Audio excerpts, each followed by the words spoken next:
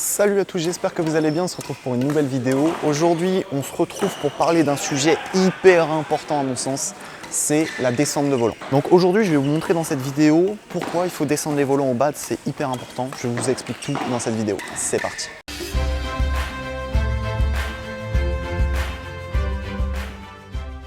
Juste avant que la vidéo démarre, avec mon équipe, on organise cet été un stage en Thaïlande à Bangkok avec Boonsak Phongsanach, un ancien numéro 4 mondial.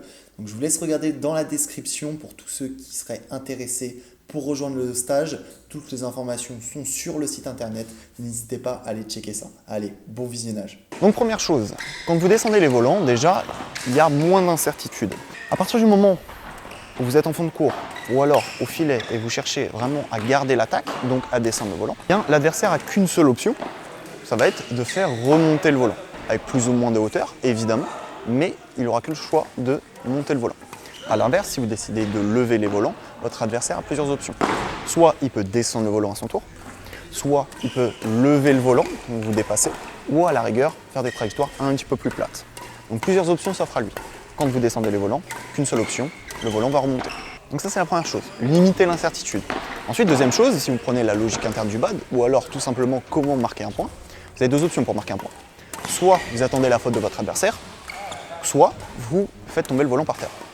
Par contre, si vous attendez la faute de votre adversaire, il est possible qu'il ne fasse pas de faute. En revanche, si vous décidez de mettre le volant par terre, évidemment en variant vos coups, en faisant différentes frappes qui vont vous permettre de marquer les points comme ceci, ça sera beaucoup plus facile pour marquer les points.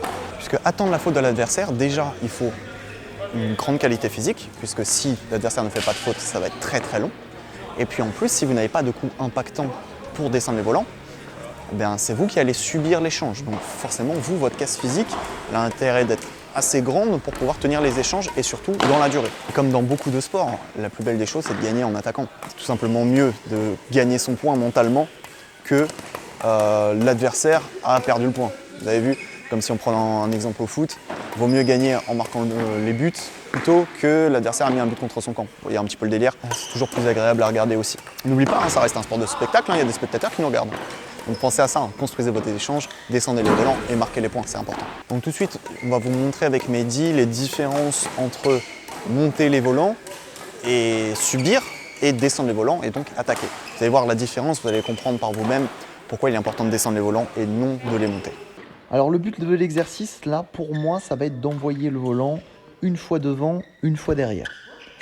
Au départ, vous allez voir, il y a un combat qui est assez équilibré puisque j'ai dit à Mehdi de descendre les volants uniquement droit et de contre-amortir uniquement droit. Donc c'est pour ça qu'au départ, le combat est assez équilibré. Vous allez voir, donc là, bam, vous avez vu, Mehdi fait une petite faute. Donc le combat est assez équilibré. Ne vous dites pas, ok, ce que je dis, ça va pas parce qu'il a fait une faute. C'est juste que pour l'instant, on s'entraîne juste à descendre les volants, que ce soit sur des smatchs ou des amortis droits. Ensuite, j'ai dit à Mehdi de croiser. Donc c'est-à-dire qu'il avait le droit d'utiliser l'amorti croisé en plus. Et après, vous allez voir sur l'échange suivant que j'ai dit à Mehdi, tu peux aussi smatcher droit. Donc là, il peut jouer soit droit, soit croisé. Et vous allez voir que je vais être beaucoup plus en difficulté. Donc là, ok, je ne sais pas s'il est dedans ou s'il est faux. Ok, là maintenant, il a le droit de croiser. Donc regardez la différence sur chaque frappe. Donc déjà, vous avez vu, le déplacement, il est plus dur. Et regardez, là, je me prends smash croisé. Vraiment, je peux rien faire. À partir du moment où il y a plus d'incertitude, en fait, c'est hyper difficile pour la personne qui défend. Donc, vous avez vu là, il met slice droit, c'est trop dur au niveau des jambes. Surtout qu'il camoufle bien sa frappe avec des slices, il équilibre bien ses frappes, donc tout de suite ça met en difficulté la personne qui défend. Donc on en revient à ce qu'on disait tout à l'heure, le but c'est de bien descendre les volants. Et imaginez si en plus j'avais dit à Mehdi, ok, tu as le droit de faire des dégagements tendus. Alors là j'aurais été à la rue totalement, puisque là je suis quand même assez avancé dans le cours, puisqu'il n'y a que des frappes descendantes, donc soit des amortis ou des smatchs. Mais si en plus il y a des dégagements, de temps en temps c'est bien d'utiliser des dégagements pour équilibrer encore plus ses frappes et pour faire reculer votre adversaire s'il est assez avancé. Donc là, pour la routine, je suis assez avancé puisque je sais qu'il va faire que des descentes de volant. Mais imaginez avec des dégagements en plus. Là, j'aurais été complètement dans le retard sur ces frappes fond de cours.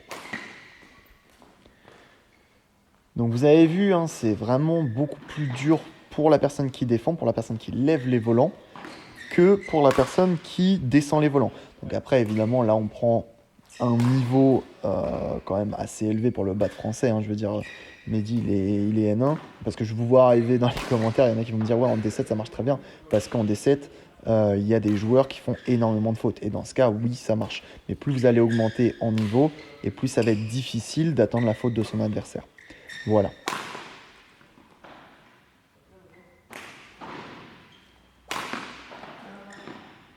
Voilà, j'espère que cette vidéo vous a permis de comprendre pourquoi il faut descendre les volants, pourquoi il faut marquer les points soi-même et non subir le jeu adverse. Donc vous avez vu, en fait, quand on parle de descendre des volants, en fait, c'est tout simplement garder l'attaque, hein. Que ce soit en fond de cours, donc en descendant les volants, ou alors au filet, en essayant de garder au maximum le filet, ou alors de faire des lobes assez tendus pour pouvoir toujours garder l'attaque, pour que le volant d'après, donc le coup d'après, hein, c'est toujours la même chose, soit un volant montant pour que vous soyez en situation favorable. J'espère que la vidéo t'a plu. N'oublie pas, si tu veux rejoindre le stage de cet été, vu que les places sont assez restreintes, il n'y a pas énormément de places, donc ça va partir assez vite. N'oublie pas d'aller regarder sur le site pour toutes les informations sur le stage de badminton qu'on organise en Thaïlande avec Boonsak Ponsana. Moi, je te dis à très vite pour une nouvelle vidéo BAD. Salut!